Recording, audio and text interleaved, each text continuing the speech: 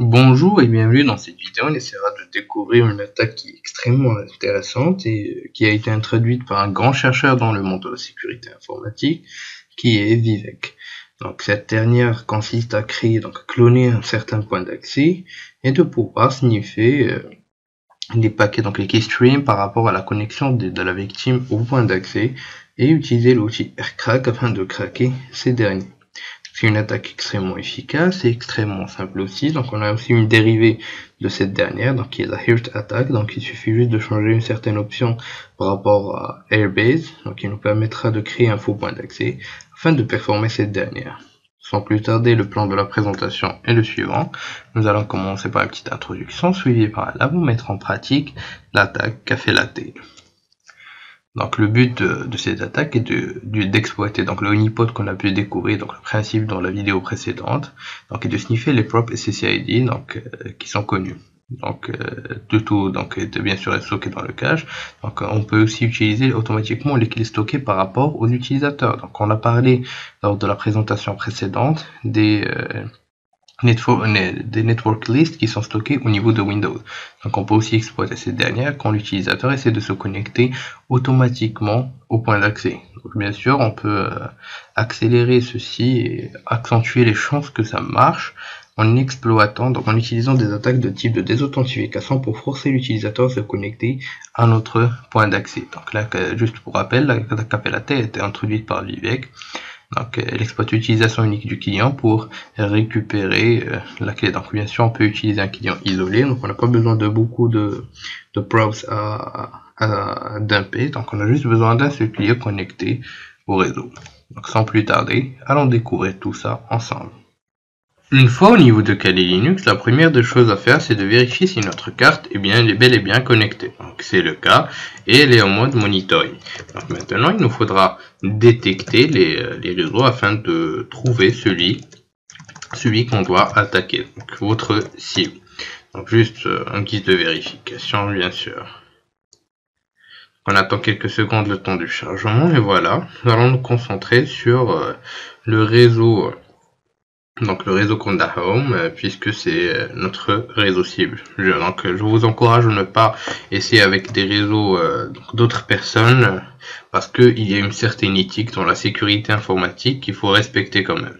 Donc une fois qu'on a trouvé notre réseau, il nous faudra maintenant lancer Aerodump, donc en mode Café Latte Attack, afin qu'on puisse aussi bien donc lancer Aerodump pour sniffer les paquets, donc sniffer les transitions vis-à-vis des clients, donc dans un fichier appelé heartattack.cap, et on va aussi lancer Airbase afin de créer un faux point d'accès basé sur ce dernier.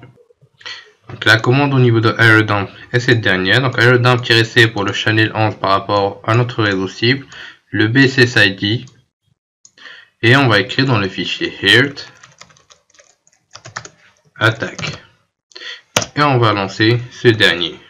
Il est maintenant en train d'écrire tout ce qui transite par rapport à notre SSID Conda Home dans un fichier appelé heartattack. Nous allons maintenant lancer Airbase avec le fake access point, donc en channel 11, notre SSID, l'SSID Conda Home L, W et 1 pour spécifier bien sûr que c'est une Café Latte Attack, pardon. Donc juste, j'ai fait une petite erreur concernant la spécification, c'est pas hit mais Café Latte. Voilà, on va relancer. Donc le -L1 pour spécifier que c'est une attaque Café Latte. Et voilà, on va lancer notre point d'accès. Donc maintenant, bien sûr, vous pouvez utiliser d'autres techniques, par exemple l'utilisation d'attaques de désauthentification pour désauthentifier les utilisateurs et les forcer à se connecter au réseau. Donc déjà on a une personne qui s'est connectée au réseau, comme vous pouvez le voir. Donc on est en train de sniffer les props. Donc plus il y a de personnes qui se connectent, donc plus c'est bien. Mais bien sûr c'est une attaque qui est orientée client isolé. Donc vous n'avez pas vraiment besoin de beaucoup d'utilisateurs qui sont connectés, mais juste un utilisateur, cela suffira. Donc voilà, on a déjà pu récupérer quelques keystreams, comme vous pouvez le voir. Donc on est en train de sniffer les props par rapport aux utilisateurs qui sont connectés. Donc vous pouvez au fur et à mesure utiliser AirCrack afin de vérifier si vous pouvez craquer ou pas encore votre donc la clé de chiffrement. Donc cap, voilà, il est en train de tester les clés comme vous pouvez le voir.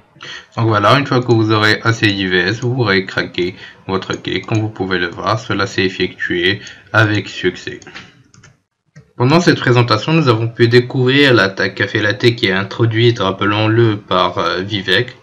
Donc on a pu comprendre ces attaques, l'instauration d'un honeypot en utilisant Airbase pour clonant le point d'accès, donc dans notre cas Conda Home. Donc et on a pu effectuer notre attaque Café Latte, craquer notre clé de chiffrement d'une manière extrêmement facile. Donc comme vous pouvez le voir, cela peut être extrêmement facile, dangereux, mais aussi il faut vraiment penser à sécuriser son réseau au maximum, vu qu'on n'a même pas besoin de plusieurs clients qui sont connectés afin de récupérer les entries, etc. Donc un seul client est suffisant pour ce dernier. Donc même si vous ne rentrez pas votre clé à chaque fois, donc si vous avez une client déjà enregistrée, donc l'ordinateur essaiera automatiquement de vous connecter au réseau qui a été enregistré. Donc il faut vraiment faire attention à ça. Donc c'est vraiment une attaque extrêmement simple qui exploite le principe du honeypot et qui peut être très dévastatrice. Je vous dis merci de votre suivi et à la prochaine vidéo sur Alpha.